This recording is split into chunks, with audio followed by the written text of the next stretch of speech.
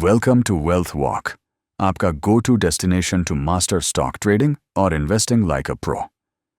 आज के इस वीडियो में हम समझेंगे फिबोनाची रिट्रेसमेंट टूल की सेटिंग्स कैसे करते हैं, साथ ही अप ट्रेंड और डाउन ट्रेंड में इसे कैसे यूज करना है ये जानेंगे। सबसे पहले इस टूल की सेटिंग समझते हैं। ट्रेडिंग व्यू वेबसाइट पर जब हम फर्स्ट टाइम रिट्रेसमेंट टूल को चार्ट पर लगाते हैं तो वहां बहुत सी अनवांटेड लेवल्स शो होती हैं, जिससे इस टूल को समझना थोड़ा मुश्किल हो जाता है। इसे ठीक करने के लिए जब हम फिबोनाची टूल सेटिंग पर क्लिक करते हैं तो सबसे पहले आपको इस पिक्चर में दिखाई देने वाली डिफ़ॉल्ट सेटिंग्स दिखेंगी, जिसमें सभी लेवल्स के सामने टिक किया गया है। लेकिन हमें इन लेवल्स में से राइट साइड की पिक्चर में दिखाई देने वाली लेवल्स को छोड़कर बाकी सभी लेवल्स को अनटिक करना है। ये सेटिंग्स करने के बाद हमारा फिबोनाची रिट्रेसमेंट टूल पहले के मुकाबले बहुत ही कंफर्टेबल हो जाता है। चलिए अब इस टूल का इस्तेमाल करके अप ट्रेंड में कैसे ट्रेड एंट्री करते हैं ये जानते हैं। अगर मार्केट में स्ट्रॉन्ग अप ट्रेंड चल रहा हो तो प्राइस हायर हाई फॉर्मेशन बनाते हुए ऊपर की तरफ बढ़ती है। ऊपर बढ़ते हुए प्राइस छोटे छोटे करेक्शंस करती है, जहां प्रीवियस हाई के ब्रेकआउट पर नए ट्रेड में एंट्री करते हैं। लेकिन कभी कभी प्राइस अचानक रिवर्स हो जाती है और हम ट्रेड में फंस जाते हैं। इसे रोकने के लिए हम फिबोनाची रिट्रेसमेंट टूल का यूज करेंगे। जब भी प्राइस एक स्ट्रॉन्ग इंपल्स अप मूव देती है तो इस इंपल्स मूव के बॉटम लेवल से लेकर स्विंग हाई तक हम फिब टूल को लगाएंगे।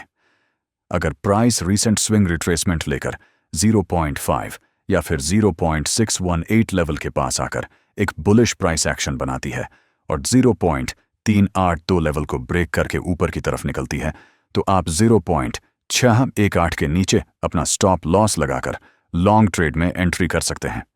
इस ट्रेड में एंट्री करने के बाद आपका टारगेट मिनिमम 1 से 2 तक का होना चाहिए।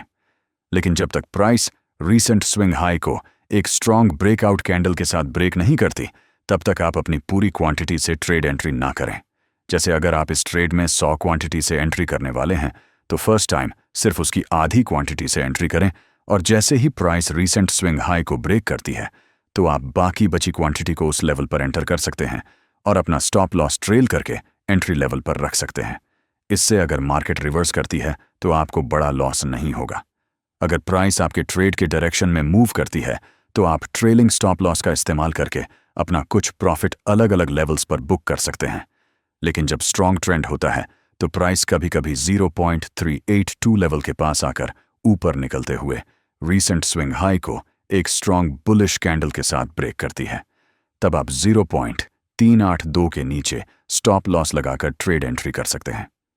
चलिए अब डाउन ट्रेंड में इसे कैसे इस्तेमाल करते हैं ये जानते हैं। अगर मार्केट में एक डाउन ट्रेंड चल रहा हो और प्राइस लोअर लोस का प्राइस एक्शन बनाती है तो हम रीसेंट इंपल्स मूव के बाद टॉप से लेकर बॉटम लेवल तक फिबोनाची रिट्रेसमेंट टूल को ड्रॉ करेंगे। अगर प्राइस रीसेंट स्विंग लो से रिट्रेसमेंट लेकर 0.5 या 0.618 लेवल के पास आकर बेरिश प्राइस एक्शन बनाती है और 0.382 लेवल को ब्रेक करके नीचे की तरफ निकलती है तो आप 0.618 लेवल के ऊपर स्टॉप लॉस लगाकर शॉर्ट ट्रेड में एंट्री कर सकते हैं। इस ट्रेड में आपका टारगेट न्यूनतम 1 से 2 तक का रिस्क टू रिवॉर्ड रेशियो का होना चाहिए। लेकिन जब तक प्राइस रीसेंट स्विंग लो को एक स्ट्रॉन्ग ब्रेकआउट कैंडल के साथ ब्रेक नहीं करती, तब तक आप पूरी क्वांटिटी से ट्रेड एंट्री ना करें। जैसे ही प्राइस रीसेंट स्विंग लो को ब्रेक करती है तो आप बाकी बची क्वांटिटी को उस लेवल पर एंटर कर सकते हैं और अपना स्टॉप लॉस ट्रेल करके एंट्री लेवल पर रख सकते हैं। इससे अगर मार्केट रिवर्स करती है तो बड़ा लॉस नहीं होगा। अगर प्राइस आपके ट्रेड के डायरेक्शन में डाउनसाइड मूव करती है तो आप ट्रेलिंग स्टॉप लॉस का इस्तेमाल करके अपना प्रॉफिट अलग अलग लेवल्स पर बुक कर सकते हैं। अगर वीडियो पसंद आए तो लाइक, शेयर और वेल्थ वॉक को सब्सक्राइब करना मत भूलना।